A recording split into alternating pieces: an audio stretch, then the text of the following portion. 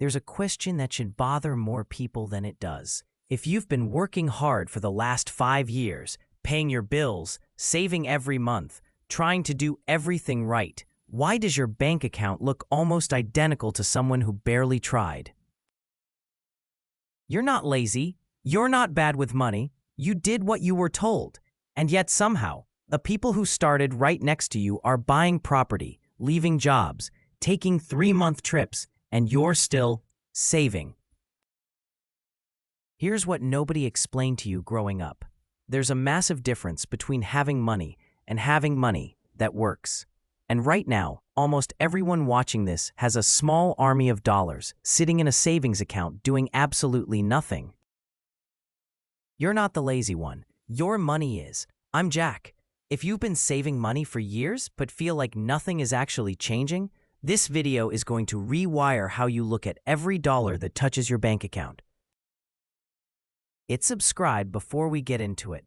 What comes next is going to make you uncomfortable in a useful way. Section 1. The quiet lie of the savings account. Let's start with something that sounds aggressive but is mathematically true. A regular savings account is one of the slowest ways to lose wealth in modern finance. Now, not lose money in dollars. Your number stays the same. The trick is that money isn't measured in numbers. It's measured in what those numbers can actually buy. And that's where the magic act happens. The U.S. inflation rate has averaged around 3% per year over the last several decades. That means a dollar today buys roughly 3% less 12 months from now. If your savings account is paying you 0.4% interest, you're not earning, you're bleeding, quietly, politely, with a smile from the bank app.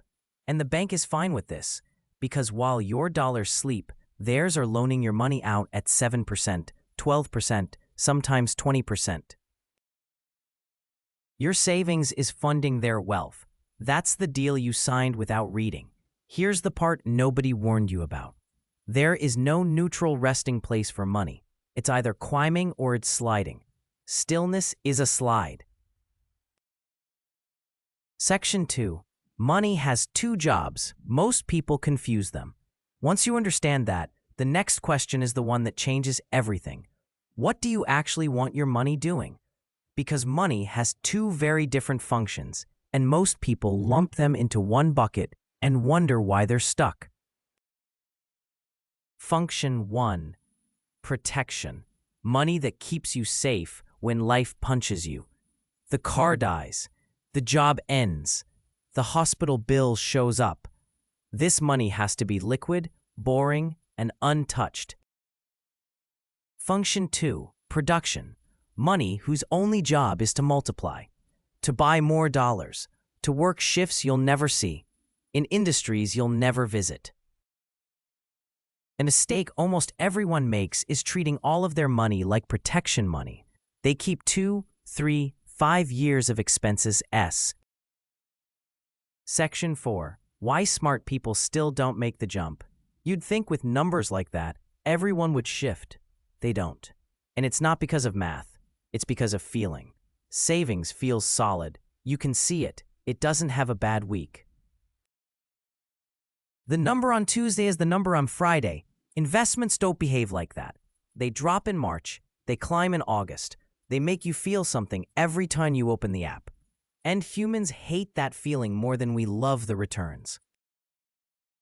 There's a name for it. Loss aversion. Research from behavioral economists Daniel Kahneman and Amos Tversky found that the pain of losing $100 is roughly twice as intense as the pleasure of gaining $100.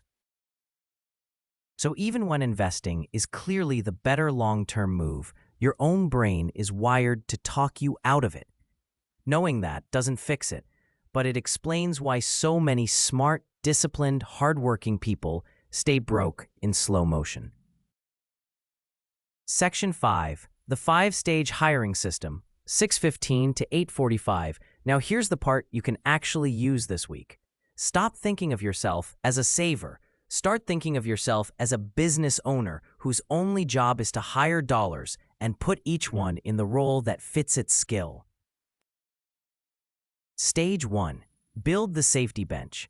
3 to 6 months of essential expenses kept in a high-yield savings account, ideally one paying 4 to 5% in the current rate environment, not 0.5%. This is protection money. It doesn't get touched, ever. Not for opportunities, not for good ideas. It exists for the day life stops being predictable. Stage 2, split your brain. Separate safety money from growth money, mentally and physically. Different banks if possible, different apps, different colors. The further apart they feel, the less likely you are to raid one when the other gets uncomfortable. Stage 3, hire your first dollar. You don't need thousands to start. Most platforms today let you open a brokerage account with $50 or $100. The number isn't the point, the habit is. Month 1 feels weird. Month 3 feels normal. Month 6, you stop noticing. Stage 4, pick boring tools on purpose. Index funds, total market ETFs, target date retirement funds.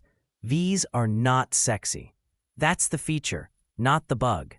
Day trading, option speculation, and crypto plays have made far more finance influencers rich than they've made their audiences rich.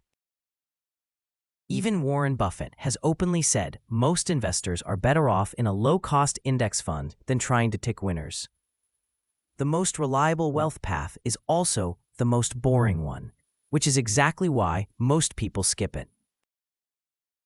Stage 5, pick a date and forget the price. Choose one day a month. Move a fixed amount automatically. Don't watch the chart. Don't read the headlines. Don't try to time anything. The behavior nobody wants to hear about is the one that actually works. Section 6, compounding, the only honest math in finance. Here's a number to sit with. $300 a month, invested at an 8% average annual return, becomes roughly $447,000 in 30 years. Of that $447,000, you contributed $108,000. The market did the rest, about $339,000 of growth. While you were sleeping, working, raising kids, doing your life, that's not luck. That's compounding. And compounding is the only force in personal finance that respects time more than effort. This is the part that's almost unfair. A person who invests $200 a month from age 22 to 32 and then stops contributing forever will often end up with more money than someone who invests $200 a month from 32 to 65. Same dollars in, decades of difference. The earliest dollar you put to work is the most valuable employee you will ever hire. Section 7. The crash you're afraid of is actually a sale. There's one fear that stops more people than any other. What if I start investing and the market crashes? Here's the part that almost never gets said clearly. Crashes are how long-term investors get rich faster, not slower. When prices fall, your monthly contribution suddenly buys more shares for the same money. You're not losing wealth. You're literally buying ownership in real companies on sale. The people who panicked and sold in March 2020 watched the market recover within months. The people who kept buying through that same March came out of the next 2 years significantly wealthier than they would have been without the crash. Volatility isn't a flaw in the system. Volatility is the system. It's the price of admission. And the people who understand that quietly buy what everyone else is afraid of.